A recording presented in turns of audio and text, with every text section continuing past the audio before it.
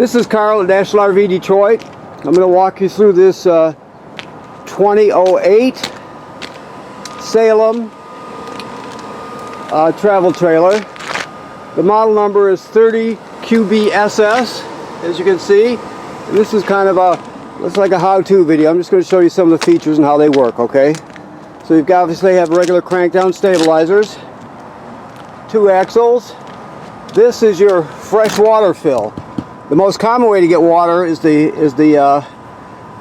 city water hookup, which is on the other side. I'll show you that when I get over there. But this fills the freshwater tank. So if you're camping someplace without city water, you can pre-fill this tank and then use the onboard pump to pump the water. I'll show you the switch when we get inside. This is the service panel for your refrigerator. You don't really have to use that. That's a vent for your range hood right there. Obviously outside speakers, power, your water heater. Now this is winterized right now, so there's no water in the water heater. There's your anode rod, so you have to put it in and fill it up. Make sure you fill the water heater tank up with water before you turn it on. Obviously you'll damage it if you run it without water in it, so make sure you have a manual awning. And here you have your awning rod and your cranks and the dump hose. Okay. You have 2 tanks, battery compartment. This is your power tongue jack here.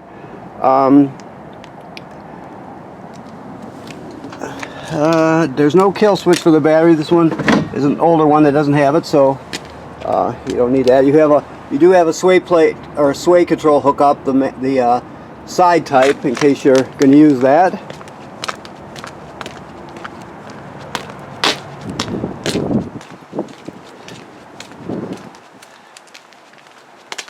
Okay, as we move past the slide room, that's just storage. You have your 30 amp power cord. Of course, your dump valves are here. That is just cable, satellite, and or campground cable and satellite in. That's your city water hookup there. We talked about the most common way to get water to the trailer.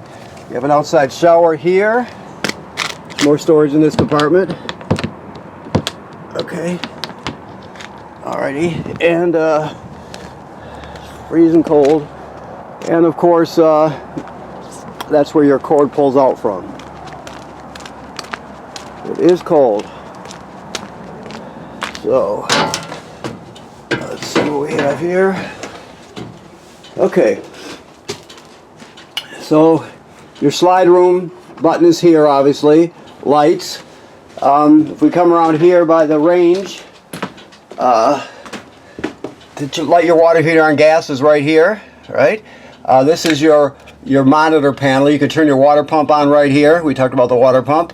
And then you can check your levels right here. Range hood, microwave, works like any other microwave. Your keys are hanging on the sink. This you obviously have to light it with a grill lighter. Works like any other range. Now your refrigerator is a gas absorption refrigerator, so it runs on LP gas or 120 AC. So the main thing to know is this is on and off here, and this selects your modes. The mode you're most normally going to use is auto. So you push the button until auto lights up. Auto means that it seeks out electricity, and if it can't find electricity, it lights on gas. So for example, if you're at the campground and there's a power outage, you're away exploring somewhere, it'll sense the loss of electricity and it'll light on gas automatically, so you don't spoil your food. So that's the most common way to run it. The other thing is this thing with the wire on it here, and this little brace is called a thermistor. If you see the decal there, it shows if you go up higher, it gets cooler. So you're generally going to want this up as high as it goes to make the refrigerator as cool as you need it. You almost always have it up all the way. If it starts to freeze up, then you can, like if you're getting cold outside, then you can back it down. But generally, it's going to be up all the way. That's your LP detector there. Your thermostat is the analog thermostat. Furnace off and an air conditioner on. furnace, off position, and cool. So air conditioner off and then furnace. Use your fan on auto, that's the best way to do it. And then of course you set your temperature there.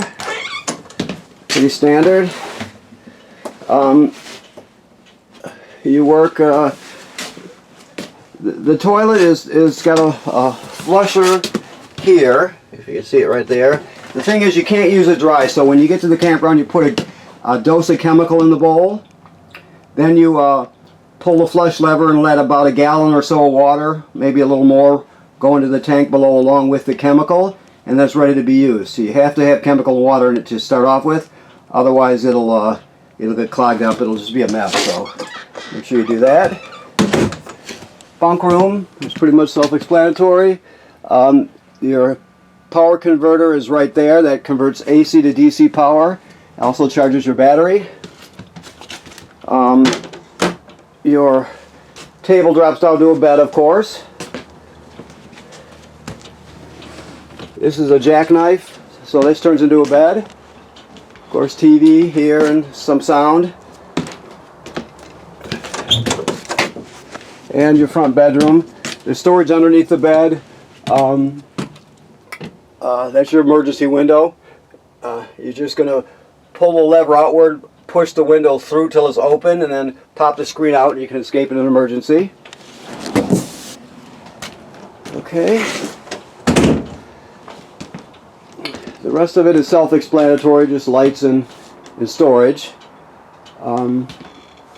So keep that in mind. You also have hookups for a television in the bunk room also. So you pretty much have everything you need. So I want to thank you for purchasing your trailer here at National RV Detroit, and please remember to, this trailer is winterized right now, so it has antifreeze in it. When you purge the antifreeze out, you're gonna the water heater's bypass, so you're gonna switch the valves on the back of it to camping mode. Make sure you fill it up before you turn it on, and you'll be all set. Okay? Thank you very much.